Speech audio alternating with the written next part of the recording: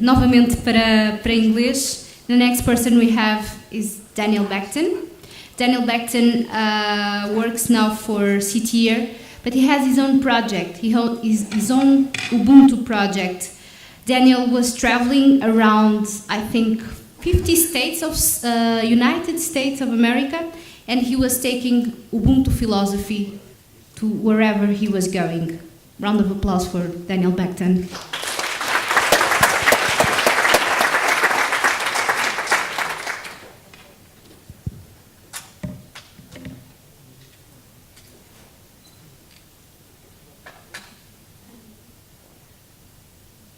Life's most urgent and persistent question is, what are you doing for others? We heard Madam Ambassador speak this morning about urgency, and Rosalind said, the only time is now. It's also persistent. You will never answer this question. It stays with you. But as soon as you begin to live this question, você já está aí. You're already there.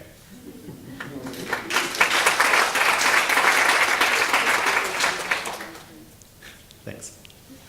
Been practicing that one. After me, we're going to hear from my new wonderful friends, Anna and Tom, who have also got something which is called the Ubuntu Project, which is a global trip. Mine was a trip just within the United States. And I'm really looking forward to sharing with you the experiences that I had in this one-year trip to one charity in each of the 50 United States, as well as our capital of Washington, D.C. But of course, I would be remiss before I go on if I didn't say a special thank you, particularly to this amazing group of people, these kindred spirits that I feel deeply honored to be here with. And in particular, I want to mention that I'm honored, and I feel this community is deeply fortunate to have an incredible leader in its midst. Rui Marques, your experience, your skills are outweighed by your humility. Thank you for your leadership.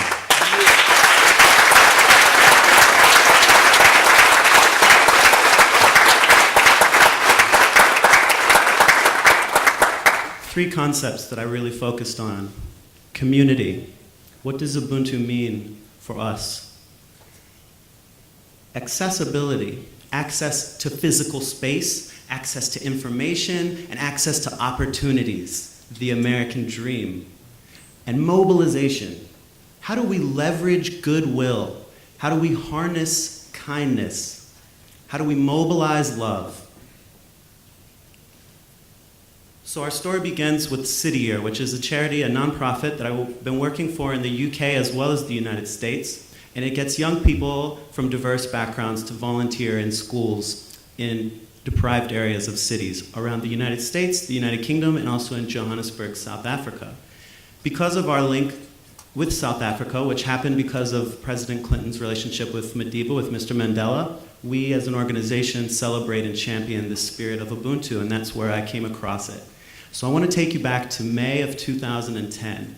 And this picture in the top right corner was the result of a soccer tournament that I put together with no money for 275 students that we worked with.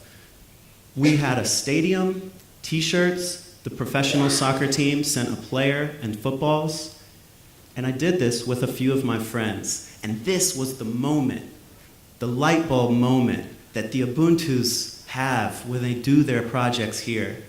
It's the moment that you heard Rosalind mention and what my friend Jose says about his beloved Cape Verde. It's the moment I realized that the best resource is always people.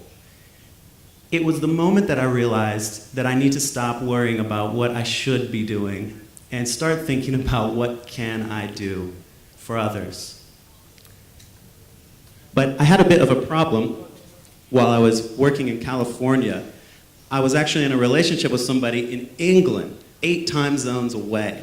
And actually, ela é brasileira, então posso falar pouco. E por causa dela, eu conheço o que é a saudade.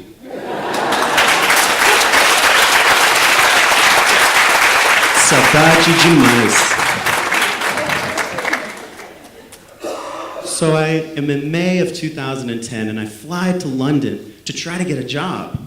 And the first day I'm there, I got actually 2 job offers, and she broke up with me. So it was bittersweet. I'm flying back now on this direct airplane from London to San Francisco, feeling very small. But this selfish love that had been splitting my service in California had been eliminated. And I had this great moment in the airport in San Francisco where this stranger next to me had a great moment, and I experienced joy with him. His bag was the first one off the plane in this big flight. And I said, "That never happens." And he said, "I know, it's crazy." And that was it. He went on with his life. But the next thought I had was kindness as a resource. Ubuntu isn't just about when I suffer, when others suffer, but also I feel joy when others are happy. And the very next thing I wrote down in this airport on May 9th, 2010, is that I want to spend 1 year traveling around the entire United States, uniting communities in service, and spreading the goodwill of people to mobilize a contagion of change. And I wrote down this plan to go to the cold states at the warm times and the warm states at the cold times, and to spend 1 week with a different organization that embodies Ubuntu. Because it's not about arguing about money and votes, it's about human beings in communities that are the heroes. And I wanted to celebrate and support one group in one community in each of our 50 states. So I'm going to be speaking to you from the American context about trying to unearth the spirit of Ubuntu against the spirit of American individualism. After coming up with this, I moved back to England and I spent 2 years planning my trip, and the resources came to me. $20,000, a car, and it became this Project Ubuntu. I started in Maine, in the northeastern corner of the United States, in August of 2012, and I finished the trip in Chattanooga, Tennessee, in August of 2013. This is a little bit of what I did. I traveled 42,000 miles. I delivered a lot of workshops, particularly to young people. I met with great leaders, and I went to a lot of schools. Some more of the images from my trip. Because I was able to work with so many different organizations, I was able to work with many different communities. People with addiction, people with disabilities, refugees, children, elderly folks, people who have been perpetrators and or victims of violence, domestic violence, people who are working in community-based agriculture, people who are working in a series of different social causes, but are united by this idea that it's about relationships, it's about connections. Now you can tell if you look at any of these images that there's significant segregation in my country. And one thing that I realized on this trip is that the more similar someone is to you, the more you bond over sameness. But the more different they are, the more you're forced to recognize your humanity in one another. And when I look at you in the eyes, 2 things happen. One is that I recognize that you're a person. But the second thing is that I recognize that I'm a person through you. My goal when I showed up everywhere was basically to love everybody around me. And what that meant for me is what we heard from the professor this morning, ahimsa, this Indian concept of non-injury. My priority when I went anywhere was to not step on toes, not offend, not be arrogant, not act like some kind of servant, or some kind of savior, but a servant leadership. And ultimately, I found that that works. Love works. Love multiplies. Love keeps growing and growing. This is the question that I took with me. It's easy to build us against another. We actually get excited when we do this after a storm or a disaster of some sort. But we were us before the hurricane came. Why do we need an earthquake to make a community happen? We do this in politics, where a victory is actually usually a defeat to the other. The problem with us and them is that it's always mutually exclusive and hierarchical. Think about how we position the people who are with disabilities. We call them broken in order to perceive ourselves as whole. It's mutually exclusive and it's hierarchical. But this is the basic social division. It's not about eliminating. Professor Volmick said it's not about losing your identity. So how do we transcend this impossible question? This is what I thought about for 51 weeks. And I'm from the south of America, a place that's badly in need of reconciliation. And I look to my hero, and you'll possibly get tired of hearing me quote him by the end of this. But Dr. King is the most inspiring person in the social context that I come from. And he points out that you need both, power and love. He says, power without love is reckless and abusive. Love without power is sentimental and anemic. The most beautiful kind of power, though, it comes through love.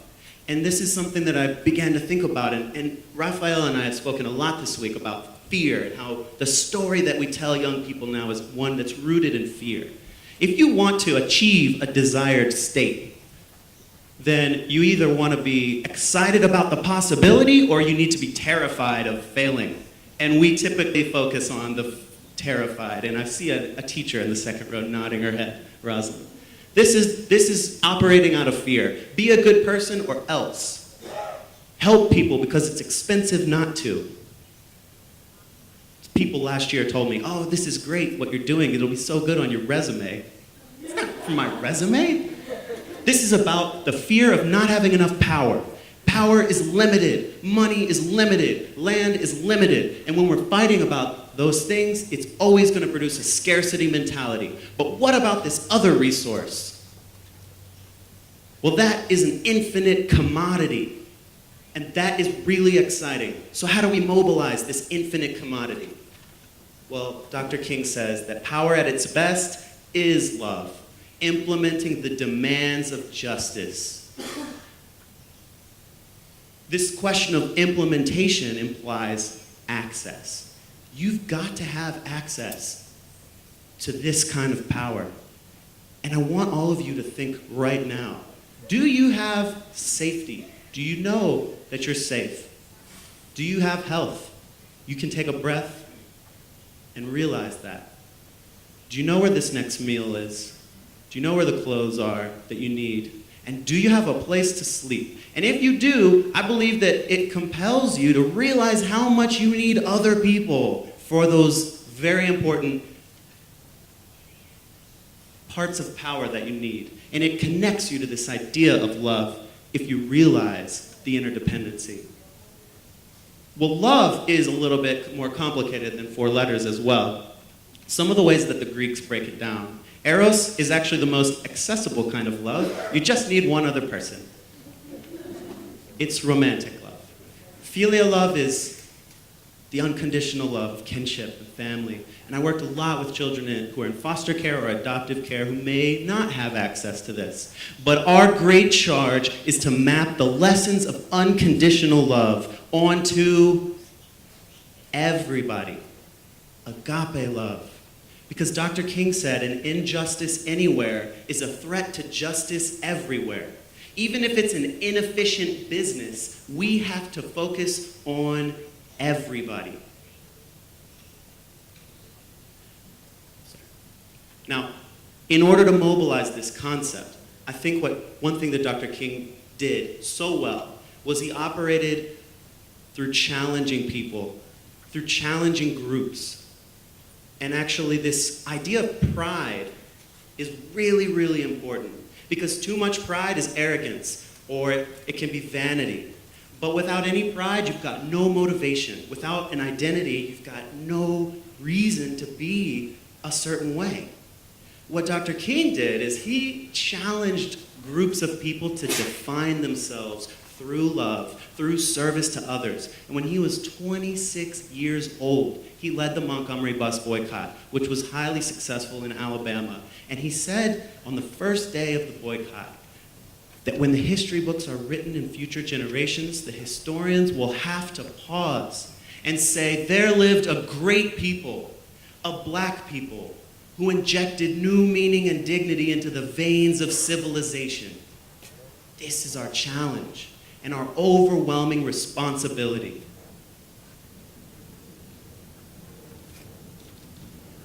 And when he said, Eu tenho un sueño, I have a dream, this is what his dream was, that we could be a nation where all our gifts and resources are held not for ourselves alone, but as instruments of service for the rest of humanity. This is the country that I want to live in, and this is the challenge that I tried to bring to people around my country as I went. And I believe if we can do that, then you realize that the group with the foundation of love can actually provide these very important things. Because power at its best is love, implementing the demands of justice. So there were 3 people laying bricks. And someone came along and said to the first person, what are you doing? And they said, isn't it obvious? I'm laying bricks. And they went to the second person and they said, what are you doing? And she said, isn't it obvious? I'm building a wall. And they went to the third person and said, what are you doing? And he said, isn't it obvious? I'm building a cathedral. I spent a lot of time on farms and planting seeds, literally and metaphorically, and thinking about how I was planting seeds, but also harvesting the work of others. And this is what the second generation of the Ubuntu Academy is doing. It's harvesting the work that's been done. And everyone in this room, we're harvesting the work that these great leaders have been doing, that everyone outside of this room have been doing. We're building something. We're building a cathedral. We went to the immigration center and we learned that in just a few years, Portugal has risen to number 2 in the world for being welcoming to immigrants. You're changing what it means to be Portuguese. You're changing what it means to be a young person. You're changing the realities that we live in. We heard Professor Bombing talk about how we're always recreating. We're always building the cathedral, but we're also always realizing the cathedral. And now I'll try a bit of Portuguese. Você é por causa de tudo, e tudo é por causa de você. You are because of everything, and everything is because of you. Você tem brilho que vai mexer o país e mesmo o mundo. You have a brilliance that will shake this nation, and indeed the world. E se alguém perguntar, quantas pessoas você ajudaste? If anyone should ask, how many did you help? Eles perguntam uma questão que não tem uma resposta. They ask a question with no answer. Mas a questão é quantas pessoas você ama? How much have you loved?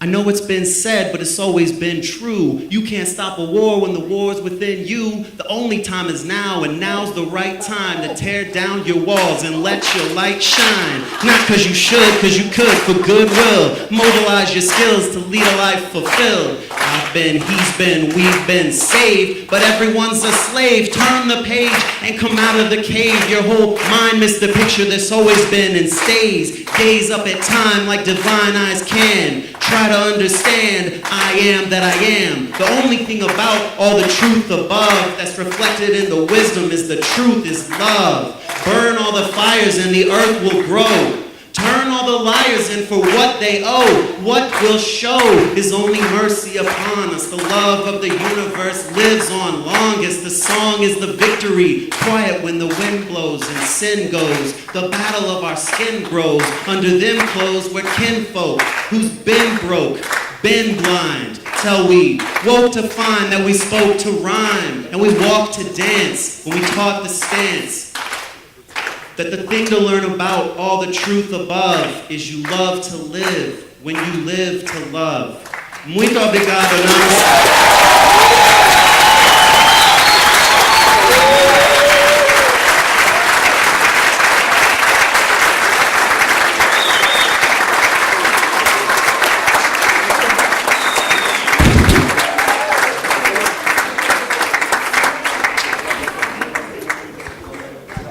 Daniel, I think it's safe to say you burned down the house. Very good.